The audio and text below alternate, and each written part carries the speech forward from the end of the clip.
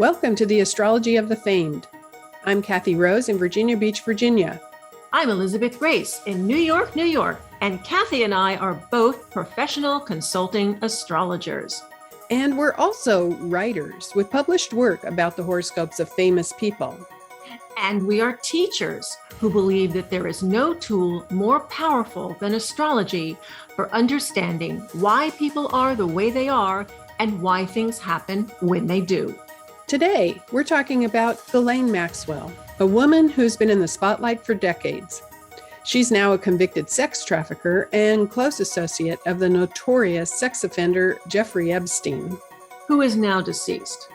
You don't have to be a professional astrologer or even a serious student of astrology to appreciate how Ghislaine Maxwell's horoscope reveals the human within.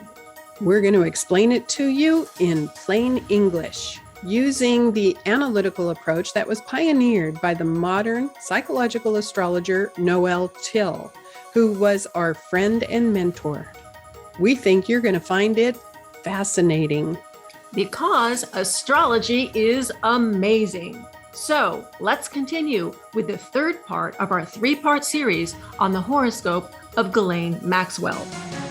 We're going to begin part 3 with a little bit of a recap going back to the natal chart of Ghislaine. And here is where we want to bring up a little bit more about the psychological approach of astrology, the psychodynamic approach, particularly pioneered by Noel Tyl regarding the 11th house and the second house of the horoscope, something we did not specifically mention in part 1, and we wanted to make sure we covered it now. So here we're talking about the T-square between Jupiter, Moon, and Neptune and the houses they rule. So take it away, Elisabeth. Okay, so in part 1, what we talked about was how a modern psychological astrologer looks at the patterns in the horoscope and wants to know, thinks to themselves, why would somebody need to do what the potential suggests? So specifically with Ghislaine, we see this Western hemisphere emphasis, all of these planets on the right side of the horoscope, and the Southern hemisphere emphasis, all of the stuff on the top of the horoscope. You might think it's north, but it's actually south.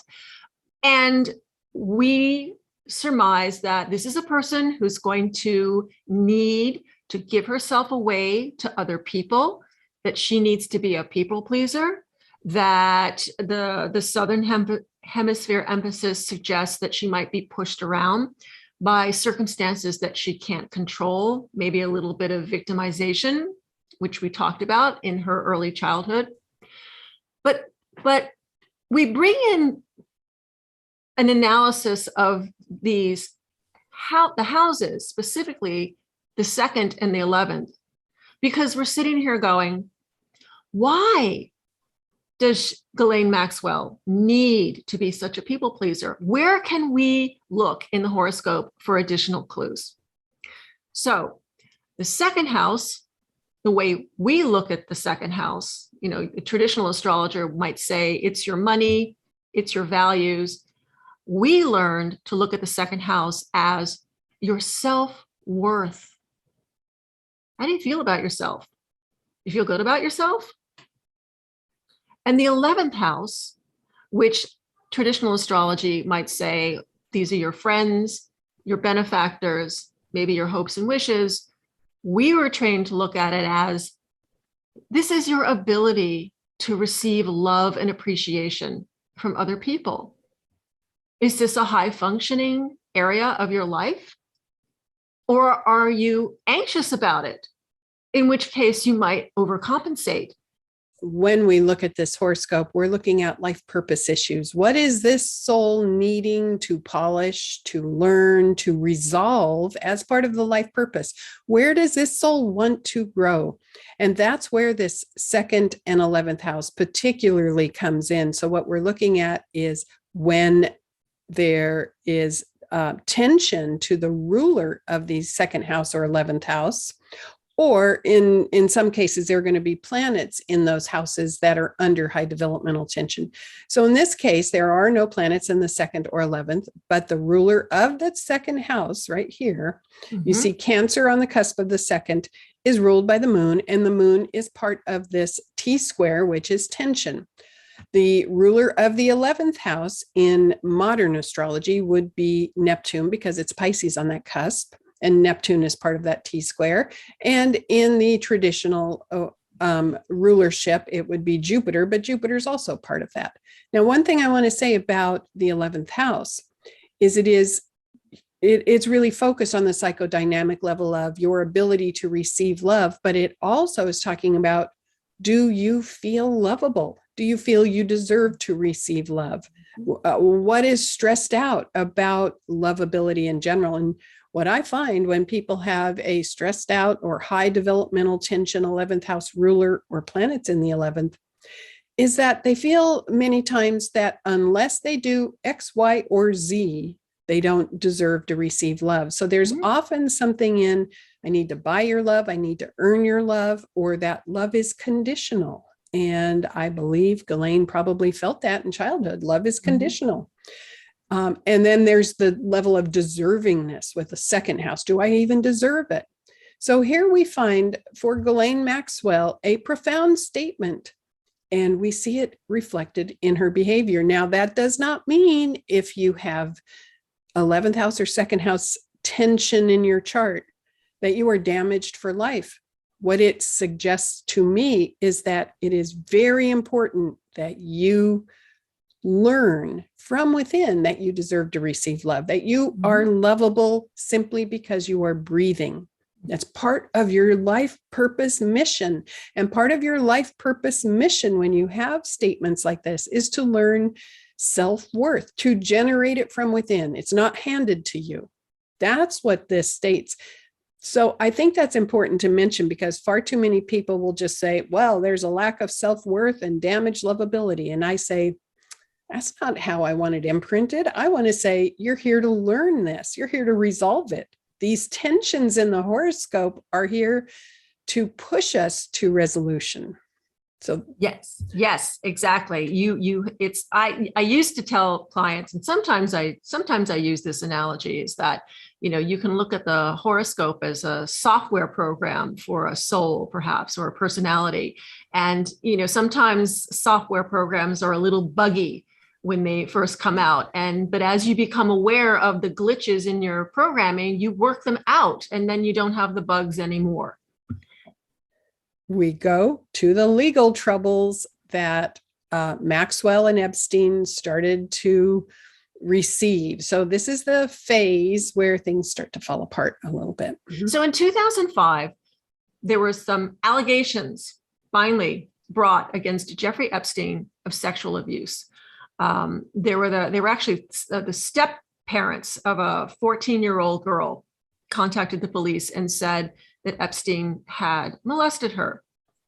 And this sparked a number of other investigations. The FBI got involved, and what the FBI came up with was a 53-page federal indictment that could have, and arguably should have, put him in prison for the rest of his life. I mean, if you just go to Wikipedia and look up Jeffrey Epstein, it's just case after case after case of girls 14 years old, and in some cases even younger, bringing these charges. Yeah, and I wanted to say something here in that what they would do is pay these young girls $300 to massage Epstein. And it was more than a massage, obviously. And they would pay it in cash. And the step parent of this 14-year-old girl found the money in her purse, I think, and asked her, where did this come from? And she said, well, this man pays me to massage him. And that's what triggered this. Thank God for that, right? That they found it. And here's the big thing. Of course, Epstein was well connected.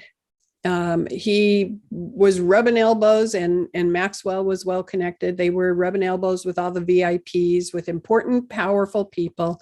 Well, we know how that world operates. They get special treatment. So behind the scenes in 2008, it took that long to bring this to a conclusion. He made a sweetheart deal. And instead of being sent away to prison for life, which he probably should have been, he made a sweetheart deal where the sex trafficking charge was dropped. And instead, he pled guilty to state prostitution charge. Right. So the federal charges kind of went bye-bye. And by sweetheart, not only was he not going to be facing these charges, but the prosecution did not tell the plaintiffs, the victims, about this deal, which is not the way things are supposed to be done. This is not lawful. This is not according to proper protocols. And Epstein ended up with this 18-month sentence in county jail, which turned out to be like the private suite in the infirmary, which they never used. And he was free to, the door wasn't locked, and he was free to come and go as he pleased. And he did this and entertained guests, and the logs of those that he entertained and saw have been destroyed. And he served 13 months under these circumstances. This is truly despicable. It just is. It's power plays. It's what happens with the rich and famous all the time. They're protected, and there's no justice in this. And Correct. It allowed him to continue abusing these young girls for a while longer. Mm-hmm. Yeah, and we never would have. I'm just going to throw this thought in here, which we may not keep it at this placement, but I just want to say that we never would have found out this stuff had it not been for the efforts of an investigative reporter years later. You'll see this would have been buried if it weren't for journalism. Mm-hmm.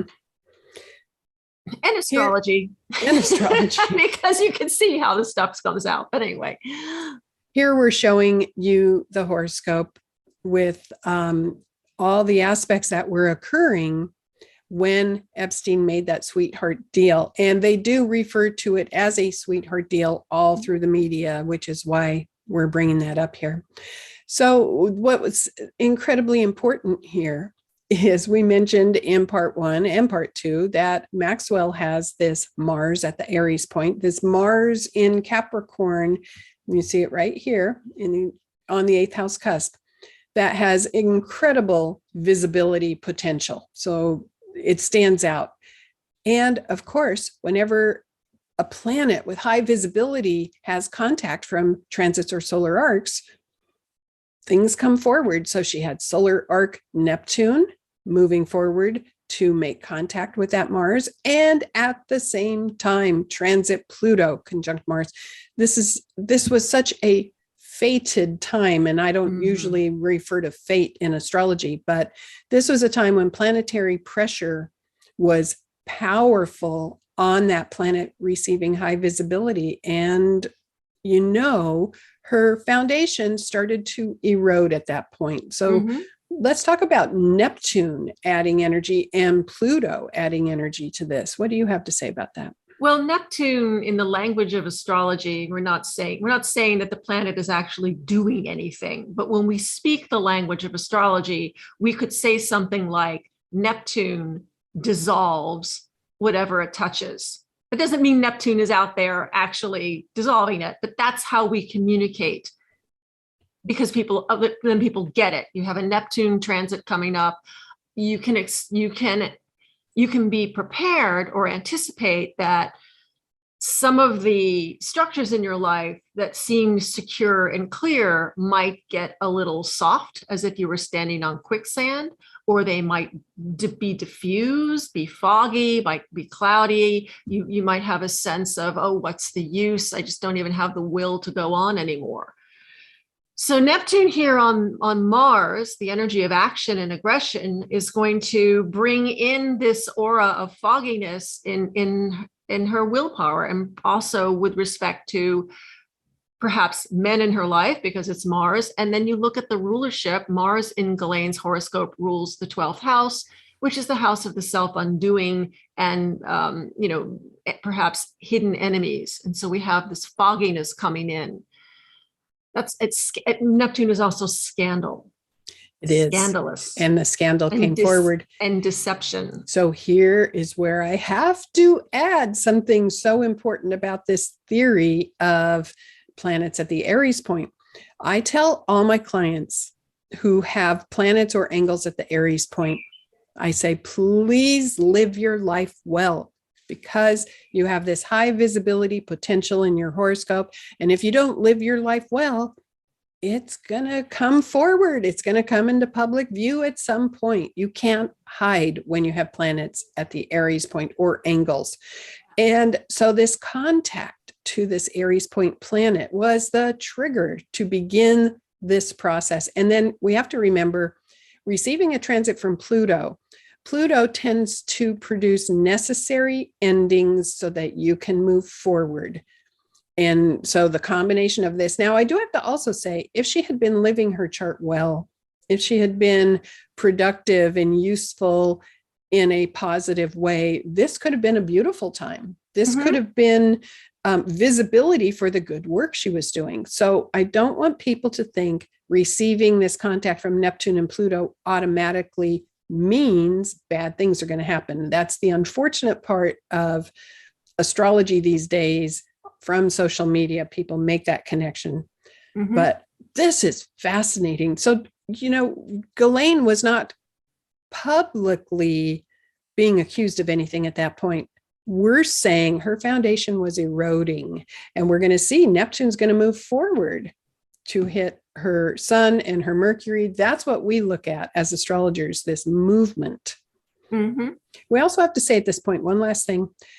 We talked about in episode 2, the fact that all these planets here in the 7th and 8th house had arced forward and had already hit the midheaven, the zenith point of the chart.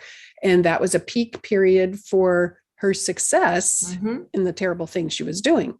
But now they're past it. They've already reached the peak, and now they're moving in this direction. So the peak is complete and her downfall is beginning. The Washington Post had an in-depth piece, and in that piece, they alleged that Alex Acosta, who was the U.S. attorney for South Florida during the time that Epstein was being charged, he had been scared of the consequences of moving aggressively against Epstein. Epstein had these extremely high profile, at the time, well-regarded attorneys, including Alan Dershowitz and Ken Starr, who brought the impeachment charges against President Clinton when he was embroiled in the sex scandal with intern Monica Lewinsky. So it's fascinating that leaping to Epstein's defense would be somebody like Ken Starr helping to negotiate this controversial plea deal. And what this did is open the door for all kinds of victims to come forward. So the floodgates opened, and everybody started speaking up at that time. And many of them were settled out of court for undisclosed sums. Yeah, just made them go away. Here we see things starting to unravel. And we have this woman, Virginia Roberts, who is now Virginia Giuffre. She was Virginia Roberts when she was brought in to this whole situation. We have her to thank because she was relentless in continuing to say this is not right and to bring suit and to speak up. She was actually brought in 2000 and was only part of it for 2 years, but she has just consistently pressured the legal arm to do something about this. So she files a suit against Epstein in 2009. And in a BBC interview, she said she was passed around like a platter of fruit. That's, that says it all, right? Yeah, it's gross. And she ended up settling for $500,000. So her horoscope is fascinating. Mhm. You know, when we talked about hemisphere emphasis, we do have a birth time for Virginia Giuffre, and she has an Eastern hemisphere emphasis, which is a defensive posture and need to defend yourself. We could go in depth on her horoscope. There's not time in this particular series, but it's just fascinating. The Again, floodgates open after Virginia, then Robert steps forward, the floodgates open. Following her lead, dozens of victims are filing suits in the following years against Epstein and also Maxwell. Some of them named her personally as a defendant. takes a lot of courage to do that. Yes, it does. Because you know, when these victims come forward, the first thing they do is attack the victim and try to discredit them and try to humiliate them. That's been done through the ages. Yeah. So in 2009, Epstein was required to register in New York as a sex offender, because that's where Epstein is living, primarily on 71st Street, I believe, 9 East 71st Street. And Prince Andrew comes to call in December 2010. And here he is in Central Park taking a little stroll a few blocks from Epstein's mansion. Which was not a good move for him, because Virginia Giuffre had already started to talk about the fact that she had been trafficked to Prince Andrew. She alleged this 3 different times. And, you know, Prince Andrew has been in trouble for this. And recently in 2022, settled out of court with Giuffre for a very, very large undisclosed sum. So he has not had to serve any prison time or be in trouble at all for allegedly abusing a minor. He just paid her off. Very sad.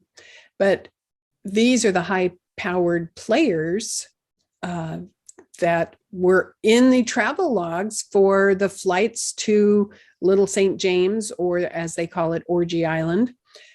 Just a few of them, you know. So here on the bottom right part of the page, you see Virginia Giuffre, Virginia Roberts, when she was 16 years old, standing there with Prince Andrew, who claims, I don't remember her at all. This is the kind of company Epstein and Maxwell were entertaining. In 2012, Epstein was already in trouble, and Ghislaine had started to pull back from any public appearances with him shortly after this, but she has this sense that she needs to start to clean her image or present a different persona. So she starts a nonprofit organization called Terramar in 2012, which was to save the ocean, in an attempt to clean her image. And the astrology going on at that time is just too perfect for starting a nonprofit dealing with the ocean. By the way, it dissolved in 2019 when she started to get in trouble. But let's show you what was going on at that time and why this is so incredible. Yeah, so we were talking about Neptune. When legal issues started to bubble up for Epstein and Maxwell, we pointed out that Neptune, solar arc Neptune, was at 0 degrees of Capricorn.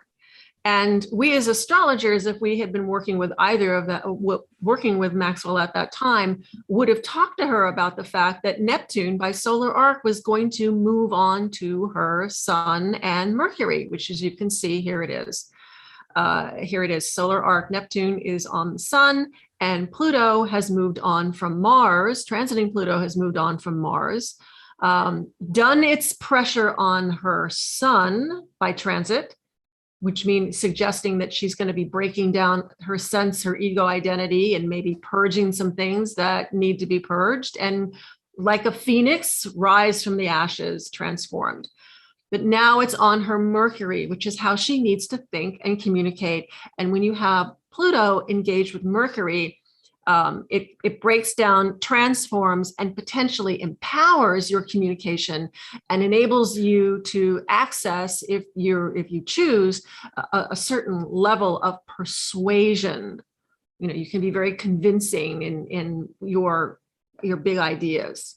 And Mercury rules her Gemini ascendant. Yes. And that's the persona. That's what you are showing the world.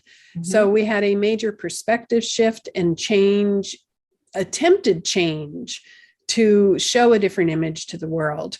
What's fascinating about Neptune by solar arc coming to the moon is Neptune rules the ocean, or it's a symbol of the ocean. And what did she do? And Neptune often, I have so many clients that when transiting Neptune or solar arc Neptune makes significant contact, so many people feel that need to volunteer or do charitable work or philanthropy in some way. And I usually suggest that is a great way to use Neptunian energy. It's selflessness, it's giving back, it's helping. So she picked up that signal, started this nonprofit in absolute perfect accord with the astrology, but it didn't really accomplish anything, did it? That's the fun thing. It's like Neptune also refers to deception, fraud. There's nothing there, pixie dust. And so, she had this philanthropic organization. She was dating some high profile people who opened some doors for her so that she could present speeches about her philanthropic organization. But when you look at the records of what this philanthropic organization accomplished, there is nothing there. They didn't do anything. It was just a front. It was a nice little mask. And when you're working with Neptune, you have that potential. And also what we've established in here and also in the first episode of this series is how strong Neptune is configured in Ghislaine's personal horoscope. So you have to be, just mindful of the potential that things may not be entirely clear. One more thing I want to point out that was going on at that time in 2012 is we see over here solar arc midheaven and Jupiter are at 29 Pisces. 29 mutable, which means they are entering the Aries point zone, which would be 0 cardinal, which would be just, a few minutes of a degree next when it hits 0 Aries. When planets move by solar arc to hit the Aries point, things come forward. There is high visibility potential again. So we would be saying, whoa, there's something getting ready to blossom and bloom here. And again, I go back to what I said earlier. She was not living a very clean life, in my opinion. And her natural natal Aries point Mars would prevail here. And what would come forward in the next few years is the bad behavior. Her midheaven is blossoming to the Aries point. So she's getting some prominence here in this foundation. Jupiter in her horoscope rules the 7th house, which is partnerships and significant others. And she did have significant other relationships coming in at this time. So on a personal level, great, good for her. In 2014, then again, we hear from Virginia Giuffre, and this is when she alleges more about Maxwell as a predator. And so again, Ghislaine's foundation is starting to erode here. And Virginia, who just will not let it go. Virginia, by the way, is a Leo with Leo rising and moon in Leo, and she's a fixed sign. And when a fixed sign gets a focus, they're like a dog after a bone. They do not let go until they accomplish their goal. And in 2015, Giuffre versus Maxwell in a civil suit took place. So let's just give a little bit of background again about Virginia Giuffre here. Yeah, so Maxwell met her at Donald Trump's Mar-a-Lago resort in Palm Beach, Florida. That's where she was working. She was in the spa. Spa attendant. Yes, handing out towels to ladies going to take the waters. Gouffre asserted that Maxwell and Epstein trafficked her and other underage girls between 2000 and 2002. She has an interesting story because she wanted to be a massage therapist. And the way Maxwell convinced her to come on board and start massaging Epstein and other men, they said that they would pay for her massage school training. But the man that she met, that she married, was a martial arts instructor and teacher. And that allowed her to escape. And that also gave her the strength and confidence to be able to continue to bring suits and to make public as a victim all of this and open the door for the other victims to start speaking up. Virginia Gouffre, as a Leo, was doing her leadership energy in that way. Maxwell called her a liar. When Gouffre started to bring up Maxwell as the groomer, as the person who was bringing all these girls in, Maxwell called her a liar, and Gouffre sued for defamation. Eastern Hemisphere emphasis. Well, you can imagine. Okay, Maxwell with her moon in Leo. Okay, this is the queen. All right, how dare you? Okay. Yeah, and it's interesting because Gouffre was also moon in Leo and sun in Leo. And so these two women just exactly right. And Maxwell ended up settling in 2017 in Gouffre's favor, some kind of undisclosed settlement.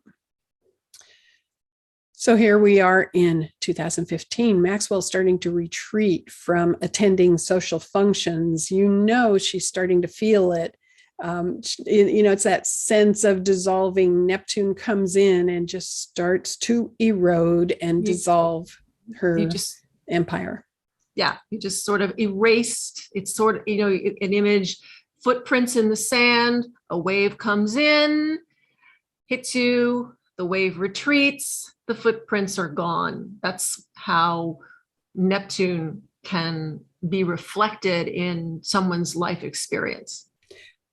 What Maxwell had was a massive course correction at this point. And again, what I usually teach is that if your life is on track, if you are engaging in personal growth and your train is on the track, then all of these cycles just help you to move down that track more efficiently. But if your train is not on track, if your life is off course, then these cycles will come in and give you the major course correction to try to get you on track in some way as a soul. And that's what these cycles were doing to Maxwell. She had major course corrections, like a big rolled up newspaper to the head saying, come on, get on track. Course corrections were taking place. Karma was catching up. So we bring in the Me Too, #MeToo movement, because this played a part in opening the social pressure, the awareness in the collective consciousness to say, this stuff's not okay anymore. And it's interesting because Saturn is coming in. Well, we'll get there because I'm just thinking it in my head. It was Saturn hitting the Aries point at 0 degrees Capricorn that sparked this consciousness wake up call where society decides that it has a different perspective of people like Harvey Weinstein, who was a CEO of Miramax Film, made many, many, many Academy Award winning films, wonderful films. We can't argue that, wonderful films, but also a sex predator. Okay, he abused a lot of women. He abused a lot of the women who were in his films and tortured them emotionally and psychologically. And it was an open secret in the industry that this was going on. There was a tolerance for it. That's just the way it is, casting couch. But things started to change as the planetary cycles in mundane astrology changed to hold men or people, accountable. This was no longer okay. And this is also in 2018 when there was this investigative piece in the Miami Herald talking about what had happened to Epstein, and how the deal had been suppressed, kept from the victims. So Weinstein is arrested and held accountable, and then there's this breaking news story. And suddenly the public starts to wake up, and a new phase comes in somewhat. I still don't feel there's total justice in any of this, because so many of the men involved in Epstein and Maxwell's sex predator, sex trafficking scheme, they're still out there. They haven't been in trouble. But that's a platform I could get on. That's a soapbox, and I could go into a long rant about that. But anyway, so note the date here. So Epstein is arrested in 2019 after there is this massive investigative piece by Miami Herald reporter Julie Brown. It sparked enough interest. The media picked up on this story that presumably it got law enforcement moving. And we're not here yet. And okay. And meanwhile, I would tell this other piece because it's just amazing. Alexander Acosta, who was responsible for that sweetheart deal, had become the Secretary of Labor in the Trump administration, an original member of that cabinet. And after Epstein is arrested, I just have to tell this tidbit. After Epstein is arrested, Alexander Acosta resigns. Okay, but anyway, let's get back to Maxwell.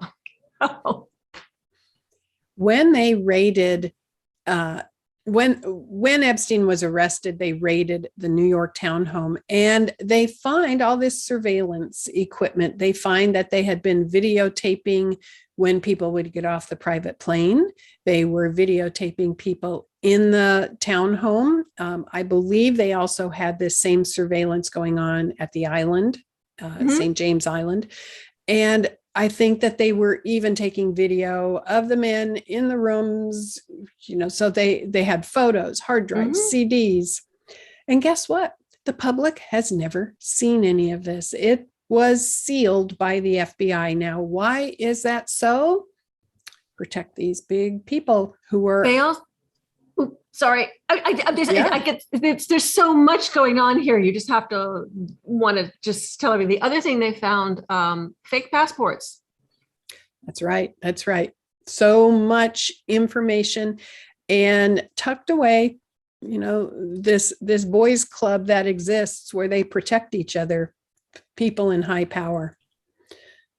So Epstein was arrested, and he was being held at the Metropolitan Correction Center in New York. And then he mysteriously dies. Yes. On August 10th, 2019. And of course, there's much controversy about this. They say he committed suicide. Other people are saying, no, he didn't. Well, what's remarkable about it is that he was being held in solitary confinement, and there were surveillance cameras. And as it turned out, on the night that he died, those surveillance cameras, for some reason, weren't working. Someone who was such a high profile, probably the highest profile anything in the history of Manhattan law enforcement, and the surveillance cameras weren't working. And the two security guards that were on duty that night, for some reason, fell asleep. So that's why we can say with certainty that the circumstances are mysterious, because there's no evidence. There's no photographic, there's no video evidence of what actually happened, and there should have been, and that's a mystery. And so when you consider the fact that they have all this video and photos of the people who were involved, well, you can do the math on that. So let's look at the horoscope for when Epstein died and was arrested. And let's look at it in terms of how it was showing up in Maxwell's chart, because she's feeling it in her system. That. So the solar arcs are calculated here for when Epstein was arrested. And what we're seeing is the fact that her sun moon midpoint, if you go back and think about what we talked about with midpoints in the first episode, and I pointed out her sun moon midpoint was at 23 Libra, and that the sun moon midpoint is responsive to transits or solar arcs. Sun moon midpoint, when it is contacted, is often very much connected with relationship changes. So what was going on, transit Pluto was square Ghislaine Maxwell's sun moon midpoint at the time of his arrest and at the time of his death. And she has a former relationship who dies. And there was also a lunar eclipse on July 16th. Okay, Epstein was arrested on July 18th. And that lunar eclipse at 24 Capricorn not only contacted Ghislaine's sun moon midpoint, but was very close to making the conjunction to her Saturn 4 degrees away. That's no big deal when Saturn is unaspected and so huge and dominating. It's fascinating. So again, we see her Saturn unaspected being brought in at the time when her former associate not only gets arrested and dies. Yeah. And also the other thing that we could point out is solar arc Uranus down there in the 6th house is at 28 degrees of Libra, 51 minutes, within minutes of a square to that Saturn. So that suggests a lightning bolt. I mean, the image, one image is like the tower, the lightning bolt strikes the solid foundation and shatters it, perhaps. Exactly. Solar arc Uranus making that square to Saturn unaspected. The repeating contact to unaspected Saturn continues to produce big waves of activity in her life because Saturn dominates this horoscope. The astrology is amazing. Amazing. In 2019, Gouffre had filed a defamation suit against Alan Dershowitz, April of 2019. Following a denial by Dershowitz, Gouffre stated, "I'm not going to be bullied back into silence." So there were levels of activity going on throughout this whole scheme.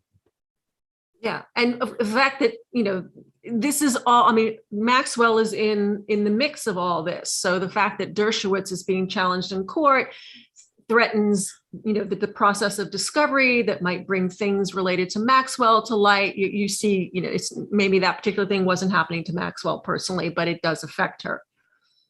So then in July 2nd, 2020, she's 58 years old, approaching in the middle of her second Saturn return, and she is arrested by the FBI. But there's been some buzz about her in the months before this because she's disappeared. Nobody knows where she is. And we find out later that in 2016, she secretly married. Right. We don't find that out until she actually appears in court, but that's what's happened.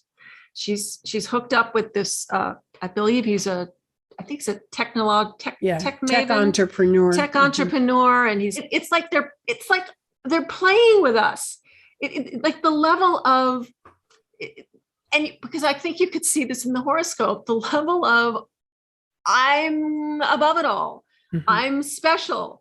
I'm going to live in a place called tucked away. It's like rules don't apply to me. Rules don't apply to me. Yeah. It could have been called "I dare you to come and find me here." That would have been the same thing. Brilliant. All right.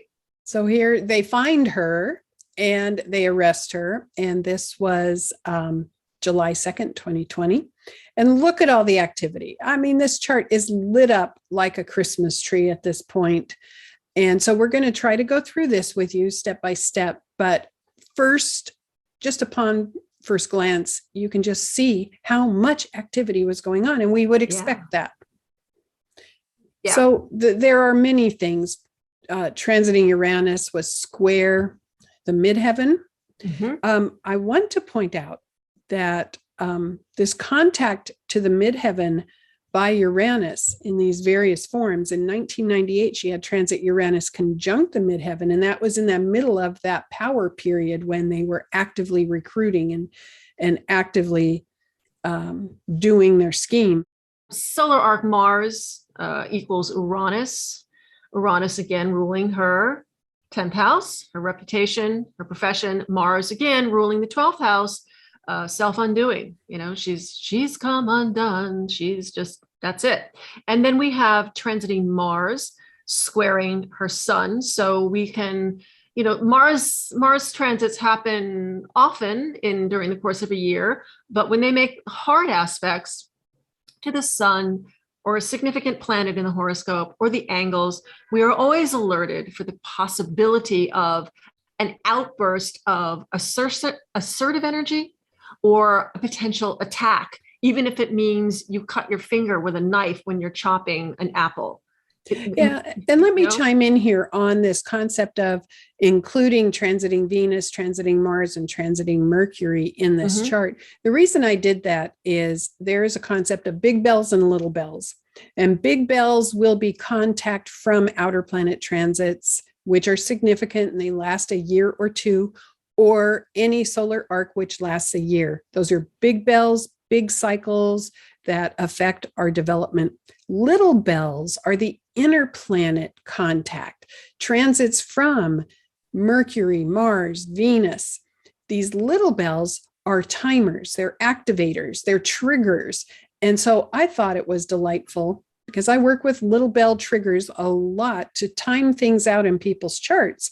And here she has contact from transiting Mercury, which was retrograde and opposite her Mercury. The conjunctions are usually the most powerful, but the retrograde would have gone back and forth over her Mercury. And Mercury brings in announcements, key information, contracts, deals, all of that. Transiting Venus conjunct the ascendant. All that is pointing to an activator trigger time. And she was in the spotlight because she was arrested.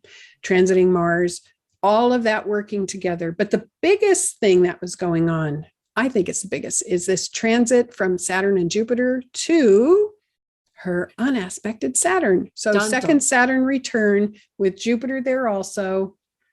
And here we go. The pattern continues.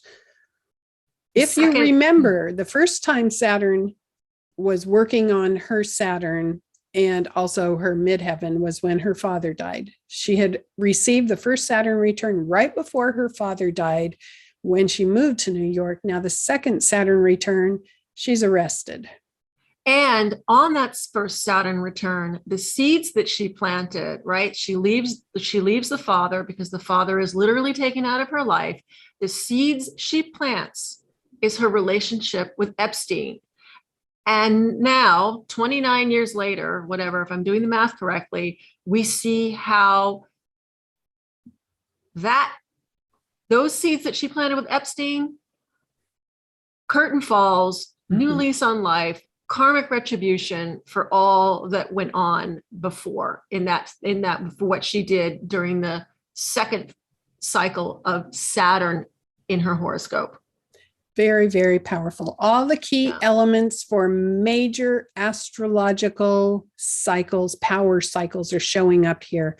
Contact to the angles, contact to the ruler of an angle, contact to an unaspected planet with little bells coming in to time it. Pop, pop, pop, pop, pop. This is a great study of how things come together when big events are taking place, or big events take place because of in correlation with this contact. She's put in solitary confinement in this detention center and denied bail. And her story, if you listen to some of the interviews, some of the claims that she has communicated, that she was abused, that it was just conditions are a living hell. Isn't it fascinating? She ends up, in a sense, being the scapegoat with all of this attention heaped on her. I'm not saying it's not deserved, but she gets really punished here in this situation where the men who did the abuse are still scot-free. And some of them it's have lost. fascinating. Some of them have lost their positions of power because it was revealed that they had connections to Jeffrey Epstein. For example, Leon Black, who ran a hedge fund and was the president of the Metropolitan Museum of Art, the patron. There were consequences. He had to resign from his position, from his company, and also the board. But there's been no direct accountability for any abuse of women. Nobody's brought forth those allegations, and the charges that Maxwell was found guilty of: sex trafficking and also conspiracy. And we bring this up because of Neptune being so strong in her horoscope: conspiracy, deception.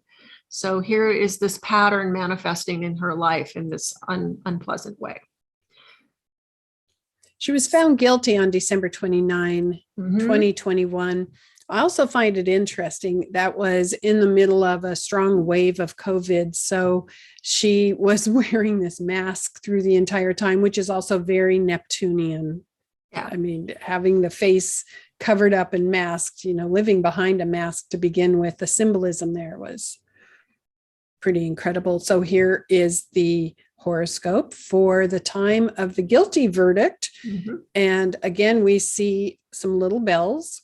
We see transit Venus, which was in retrograde back and forth in a cycle in late Capricorn.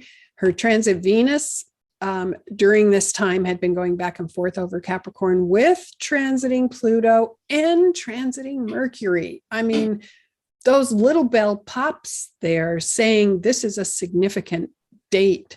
We're just stunning. Transiting Mars on the descendant, punctuating this time frame. But let's talk about transiting Pluto, making the conjunction to this Saturn unaspected. Yeah. Pluto to Saturn, hard aspects from Pluto to Saturn. Potentially one of the most anguished efforts a person might experience in a lifetime. These transits are rare. They happen once or twice in a lifetime. And so we can all appreciate how high the stakes are at this time in her life, and how she must have been, pedaling really hard and fast with her lawyers to try to put this case together to preserve her freedom. So far, it has failed. It's failed. Karma's caught up here. And transits from Pluto can sometimes last for 2 years because Pluto moves so slowly. What I usually say, Pluto-Saturn contacts is a hard work period. It's heavy. Hard work pays off. So if you're living your life well, Pluto coming to Saturn doesn't mean everything's going to break apart, doesn't mean it's going to be a terrible time frame, but hard work pays off. In her case, this was karmic retribution, karma coming back. If you receive a solar arc from Pluto to Saturn, it would be very similar, but it would last a year instead of, in this case, 2 years. 2 years. Yeah. And it's still in effect now. It's still in effect. As we're recording this on April 28th, Maxwell has not completed this period of potentially anguished, hard work with high stakes. And isn't it fascinating? This is such incredible astrology. That solar arc Saturn had moved to the Aries point at the time of the trial when she was found guilty. So here we see natal Saturn here in the 9th house at 28. Capricorn had arced forward. And at the time of the verdict, it was 29 Pisces 54, which is just 6 minutes away from hitting 0 Aries. So what comes forward? Saturn comes into high visibility, and that's karma. That is, you will be held accountable for your behavior. Now, this is the other thing with Saturn. You are held accountable for your behavior when you receive Saturn transits. And here's transiting Saturn hitting her midheaven. Yeah, which generally Saturn at the top of a horoscope if you've been living your life well, usually reflects a peak in your career. You're at the top of your game. People recognize your authority. It can be wonderfully rewarding. In this case, she's getting a karmic reward. A status change for sure. Mm-hmm. Very powerful time frame. So she is convicted. She has a guilty verdict, and they immediately file for a new trial because juror number 50, Scotty David, had omitted some childhood sex abuse. They have to fill out a questionnaire during jury selection, and he omitted that. He ended up talking about it when the jury was deliberating. And so he described to them what it's like to be a victim of sexual abuse. And that helped the jury understand. So the Ghislaine Maxwell's attorneys then, of course, file for a new trial. And Judge Allison Nathan rules, did a lot of deliberation on this, and rules that it was unfortunate but not deliberate. So motion for a new trial denied. April 1st, 2022. It was, in a sense, Maxwell's only last-ditch effort or hope to not be convicted. Right. Here's the horoscope for that announcement. Now, this is interesting because this follows a theory that we've been saying. So April 1st, we still have transit Pluto conjunct Saturn, still ongoing. That hasn't changed. Saturn by solar arc has now moved to the 0 degree Aries point, the exact Aries point part. So now solar arc Saturn is exactly contacting her natal AP Mars. And, this is coming forward. The universe is saying, nope, this needs to come forward. This needs to be seen. No new trial. The other thing that was happening, transit Uranus square the moon. Mm-hmm. Yep. Upsets. Also, during this period, it hasn't been widely reported, but when I was reading some articles about the status of her marriage, which was such a surprise. She's been having Uranus activating the midheaven and moving on to her moon. It was such a surprise to discover that she was married when she was arrested. We discovered this. Her husband has been nowhere to be seen and is reportedly taken up with another person. A yoga instructor. So we see the disruption in her personal life and her public status in this disruption of her marriage. Everything's falling apart. Yeah. So no new trial. Now she is still being held and awaiting sentencing. But what we want to show right now is we want to remind you about how solar arcs from Mercury can bring about key announcements. Because the other thing that was going on when no new trial was announced was solar arc Mercury opposite Pluto and square her ascendant. Solar arcs from Mercury, when you receive that, often correspond with key announcements, key contracts, key travel. So we're going to go through the history a little bit and educate you on this in case you find it fascinating. Astrologers love patterns. Mm-hmm. Back in 1991, she had solar arc Mercury equaling her midheaven and her Jupiter. Here's her natal Mercury. In 1991, solar arc Mercury had made contact to the midheaven and Jupiter, and she got the announcement that her father died. So Mercury came in and said, hey, your father died. And not only that, but your name is tarnished. In 1996, solar arc Mercury had moved forward to oppose her moon. And that's when she was busy communicating with women and recruiting, girls, recruiting them. So the moon is a symbol for females. And solar arc Mercury was busy and working with communication energy, bringing in these girls for Epstein. 2012, solar arc Mercury was opposing Uranus, and that's when she started Terramar. Uranus rules the midheaven, which is career. And that's when she started the charitable organization and started to announce her identity in a different way. And then that brings us up to 2022, solar arc Mercury in opposition to Pluto and no new trial. So each time solar arc Mercury came in, there was a significant movement forward. Part of that is because Mercury rules her ascendant, but part of it is also the function of solar arc Mercury contacting planets and bringing forward key communication or announcements or deals or contracts. Right. And arcing to Pluto and the ascendant. I know you have it written there, but I don't think you said it, so I'm saying it. Yes. Yes. Yeah.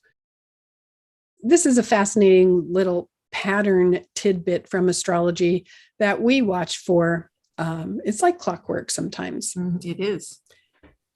So now we move on to look at the horoscope for when she is scheduled to be sentenced, which is June 28th, 2022, unless something extraordinary happens that changes that date. But look at the astrology for that date. It's again lit up like a Christmas tree, just as we would expect, with a lot of big bells and some little bells thrown in. So we're going to go through this step by step.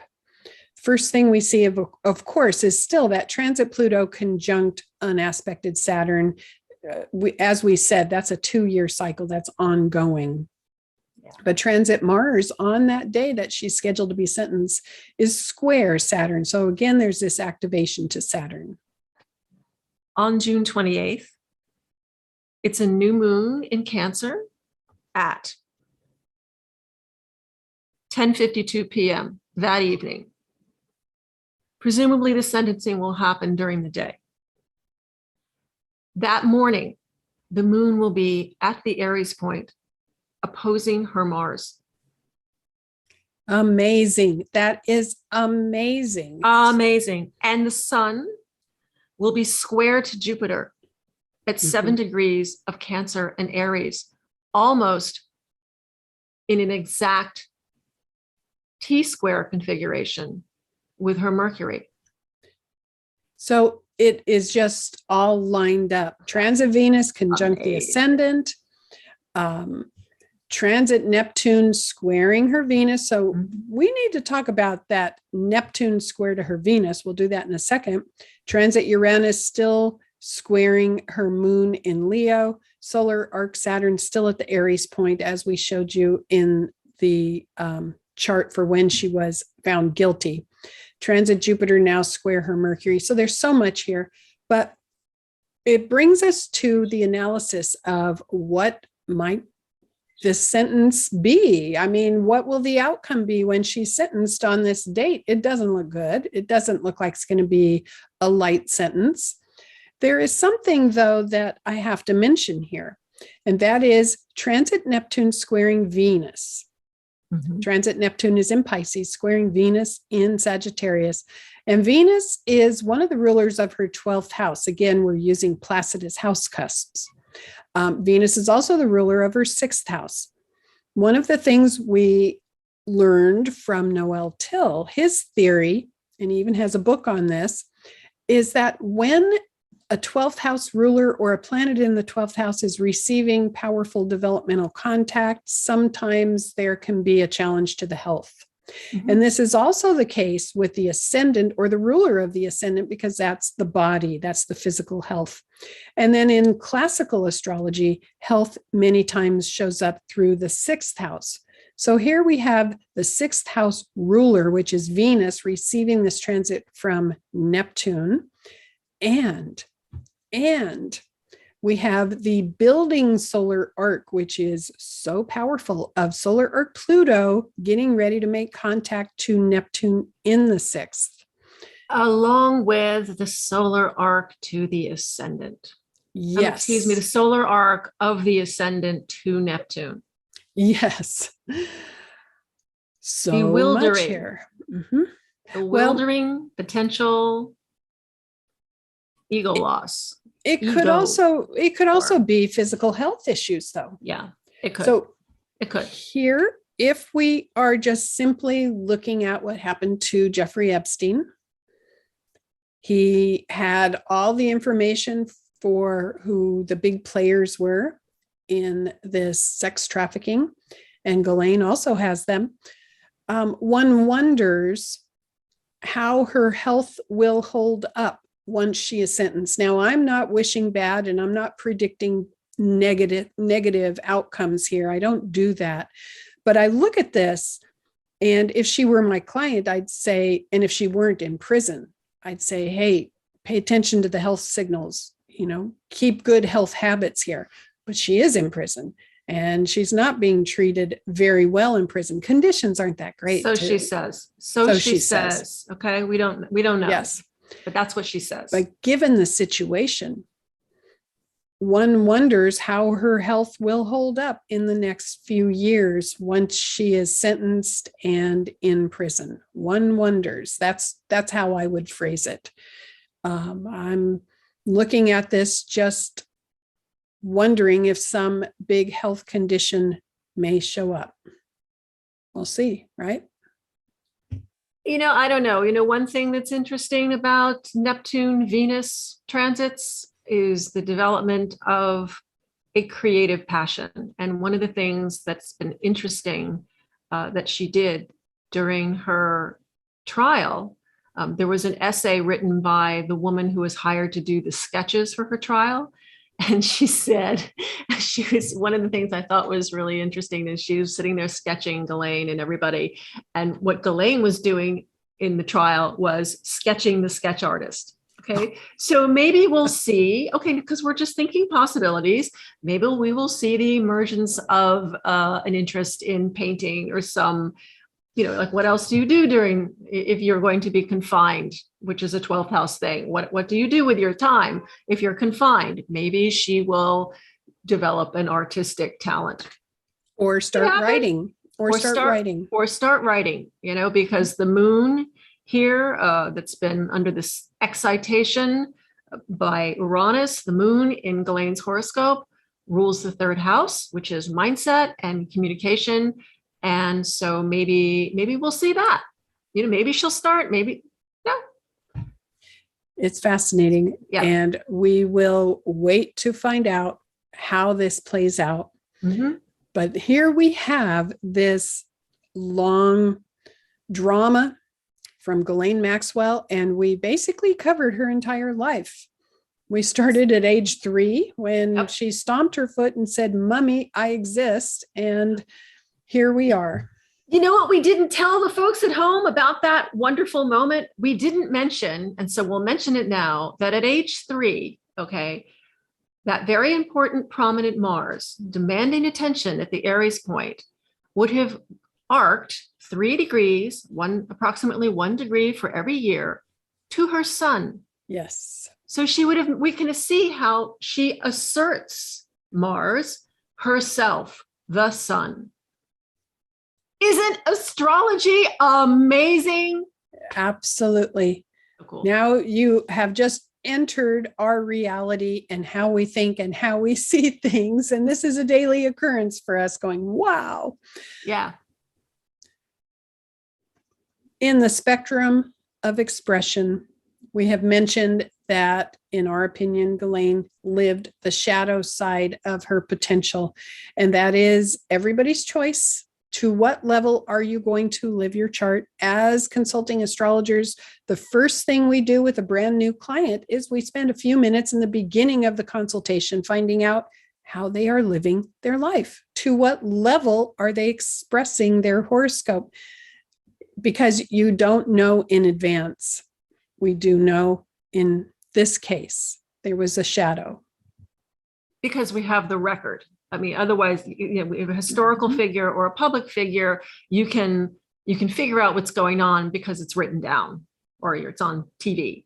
But otherwise, you have to talk to your client to understand how the potential of the patterns of in their horoscope is actually manifesting how they are choosing to live their horoscope. The horoscope is not controlling them and defining them. We take the approach that the person with the horoscope has agency and certain measures of choice in what they bring to their life experience. We hope you have enjoyed revealing the human within the horoscope, revealing how Ghislaine Maxwell lived her chart and the astrology that flowed along. We think this was epic, quite the undertaking, and I hope you learned something. I hope you learned something. I hope you will give it a thumbs up if you thought it was worthwhile.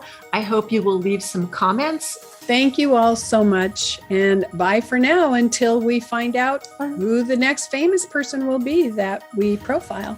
Yes, until we meet again.